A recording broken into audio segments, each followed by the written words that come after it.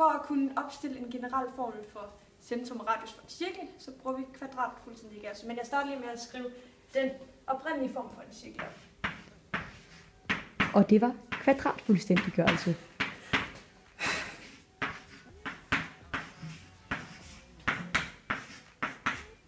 Ja. Men så skal vi have kvadratfuldstændiggørelse, så sætter vi lige nogle kvadrater ind.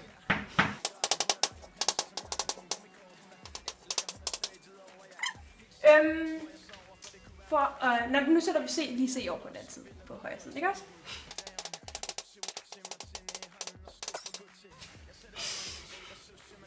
Og for at finde de her kvadrater, så gør vi brug af kvadratsætning. Ja, vi hjælper den her kvadratsætning.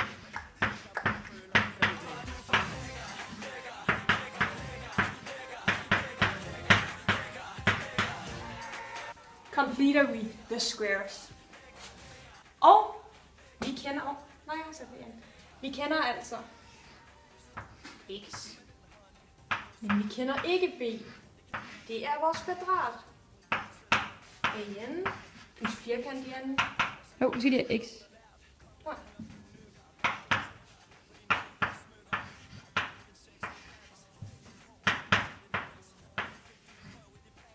Men vi ved altså, at det her skal give ax. Jo.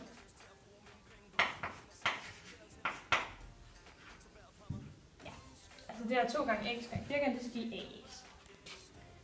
Så for at fuldstændiggøre vores kvadrat, skal vi altså finde ud af, hvad 2 gange x gange firkant, eller hvad firkant skal blive, for at det skal give ax. Og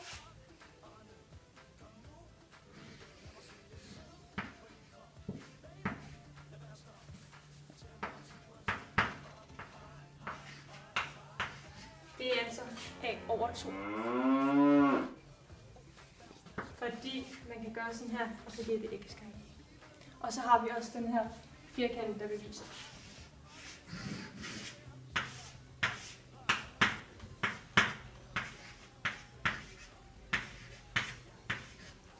Det giver altså x i anden, og det her giver a over 2x, a over 2x, og det her giver a over 2 i anden. Så den hedder altså, fordi a over 2 plus a over 2x giver ax. A gange x. Derfor ved vi, at a over 2 er det, der skal gøre vores kvadrat. Men vi skal selvfølgelig sætte i anden. Det i anden, fordi det er det. Gjort. Så vi fuldfører vores kvadratsætning ved at sætte a over 2 ind.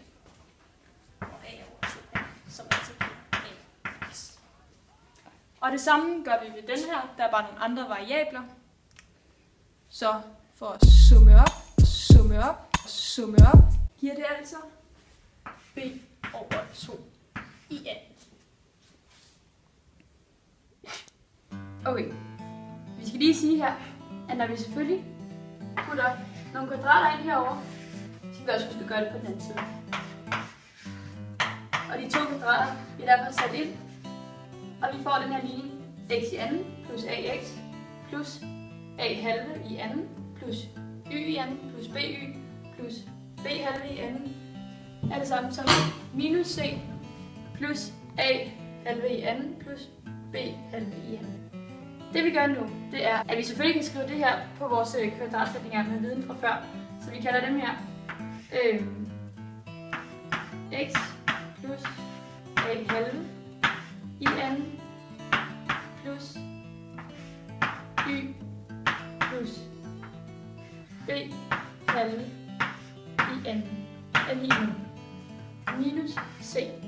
Men nu opløser vi vores parenteser, og det gør vi ved at sige, at det bliver a i anden, og 2 i anden giver 4. Og det samme gør vi med den anden, så vi får b i anden over 4. Det vi vil gøre nu, det er, at vi vil sætte højre siden på en fællesnævner. Og det kan vi nemt gøre ved, at vi skal have ganget C. Vi skal have forlænget den på en eller anden måde. Så man kan sige, at vi kan gøre sådan her. Minus 4 C over 4. Fordi hvis vi forestiller os, nu er lige en mente her, at hvis vi havde minus C gange 4 fjerdedele, er det så det samme som at sige minus C gange 1, som er det samme som minus C. Derfor kan vi gøre det. Og så har vi vores A i n over 4 plus B i n over 4. Og det gør så, at vi nu kan sætte minus 4 C plus A i n plus B i n over 4.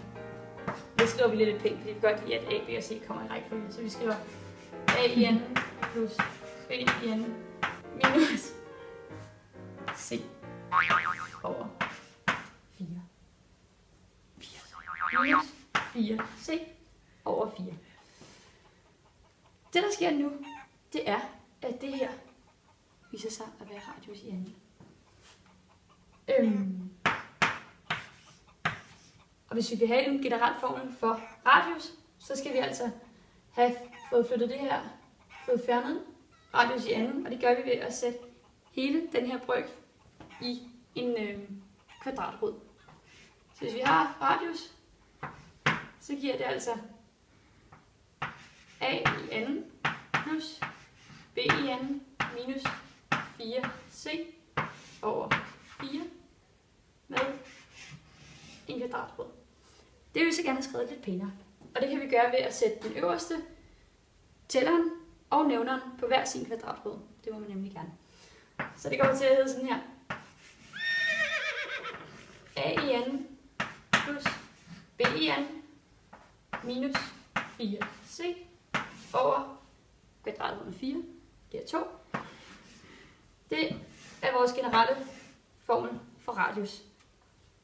Hvis vi får et tal her, som er større end 0, så betyder det, at vi har at gøre med en cirkel. Hvis vi får en radius, som er lige med 0, så har vi at gøre med et punkt. Og hvis vi får en radius, som er mindre end 0, så har vi slet ingenting.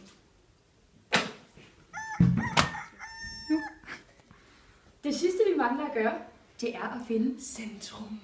Den generelle formel for cirklens centrum. Det gør vi ved at sætte parenteserne lige med 0. Og hvordan sætter man parenteserne lige med 0? Hvad skal trækkes fra A over 2? For at det giver 0. Det skal minus A over 2!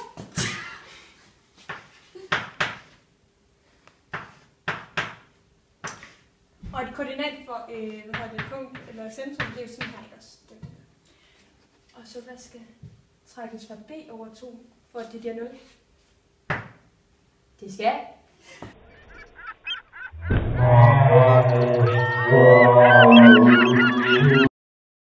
minus B over 2!